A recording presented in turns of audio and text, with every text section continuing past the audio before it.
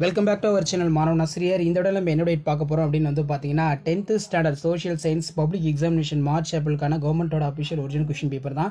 So வரக்கூடிய 10ஆம் வகுப்பு சமூகவியல் பொதுத் தேர்வுக்கு கண்டிப்பாக இந்த கொஸ்டின் பேப்பரில் இருக்கக்கூடிய கொஸ்டின் எதுவும் ஸ்கிப் பண்ணாதீங்க, எல்லாத்தையும் நல்லா படிச்சுக்கோங்க.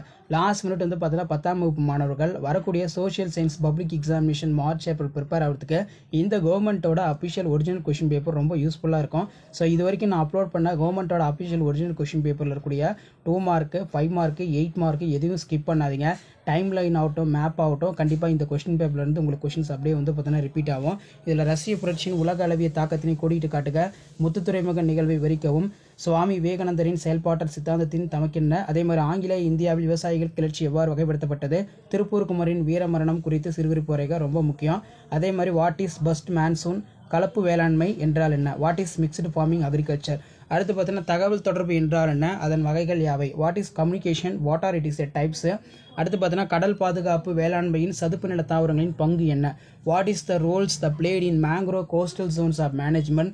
இந்திய குடியரசுத் தலைவர் எவ்வாறு யாரால் தேர்ந்தெடுக்கப்படுகிறார், what is the president of India elected by whom. அடுத்து பார்த்தீங்கன்னா பிரிக்ஸ் கூட்டமைப்பு உருவாக்கத்திற்கான காரணங்களை குறிப்பிடுக, state the reason for formation of BRICS. Next ஜிடிபியில் உள்ள பங்களிப்பு துறைகளை எடுத்துக்காட்டுடன் எழுதுக. அதே மாதிரி வளர்வீத வரி என்றால் என்ன, நமது இந்திய நாட்டின் வெளியுறவு கொள்கையின் முக்கிய அம்சங்கள் யாவை. அதே மாதிரி கோடிட்டிடம் கேட்டிருக்காங்க. ஸோ அது கீழே வேலு நாச்சியாரை பற்றி விரிவாக எழுதுக, ரைட் அபவுட் வேலு நாச்சியார். முதல் உலக போருக்கான காரணங்கள் வேறுபடுத்துக, வேளாண் சார்ந்த மற்றும் கனிமம் சார்ந்த தொழிலகங்கள். காரணம் கூறு, கிழக்கு தொடர்ச்சி மலையானது தொடர்ச்சியற்ற குன்றுகளாகும்.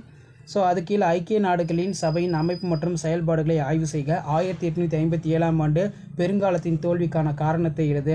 நகரமயமாக்கம் என்றால் அதன் தாக்கங்களே எழுதுக. What is urbanisation, explain the impact. இந்தியாவின் கிழக்கு மற்றும் மேற்கு கடற்கரை சமவெளி பற்றி எழுதுக. ஆளுநரின் பல்வேறு அதிகாரங்கள் பற்றி விவரிக்கும் ரொம்ப முக்கியம். உலகமயமாக்கலின் சவால்களை எழுதுக. இந்தியாவின் வேளாண் கொள்கையின் சில முக்கிய நோக்கங்களை சுருக்கமாக எழுது. ஸோ அதுக்கீழே டைம் லைன் இருக்குது. இந்திய வரைபடத்தில் கீழ்காணும் இடங்களை வந்து பார்த்தீங்கன்னா நீங்கள் மார்க் பண்ணணும். நெக்ஸ்ட் வந்து ராமலிங்க சுவாமிகள் வாழ்க்கை மற்றும் போதனைகள் பற்றி எழுதுக. அதே மாதிரி இந்தியாவில் காந்தியடிகள் நடத்திய தொடக்க கால சத்தியாகிரகங்களை விளக்குக. ஸோ இதான் வந்து பார்த்தீங்கன்னா 10th standard social science public examination March ஏப்ரலுக்கான கவர்மெண்ட்டோட official original question paper. So video பண்ண ஃப்ரெண்டுக்கு ஷேர் பண்ணுங்கள். மாணவன் ஆசிரியர் யூடியூப் சேனல் சப்ஸ்கிரைப் பண்ணுங்கள். கீழே இருக்கிற பெல் ஐகானை ப்ரெஸ் பண்ணி ஆன் பண்ணுவீங்க. தேங்க்யூ.